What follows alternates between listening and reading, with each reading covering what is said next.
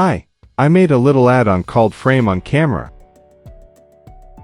You add a camera and you select a border in the previews. The border type selector has a choice of 5 different borders that can be added. That border will be added to the front of the camera, so it seems that your rendered image is in a picture frame. If you select one of the look-through types, there will be an image added to the camera lens that gives you the impression that you are looking through something. Like you are looking through a binocular, a keyhole from a door, a sniper scope, a window, and so on. The image can be switched anytime you like. And you can have more than one camera that has a border or look-through frame in front of the camera.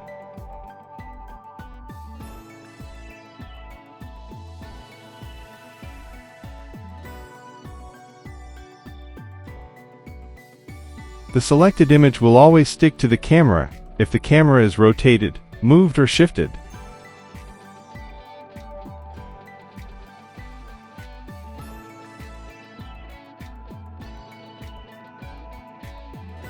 And if you want to use your own images, just set your path to your images folder and select your PNG image. But make sure that your image is transparent.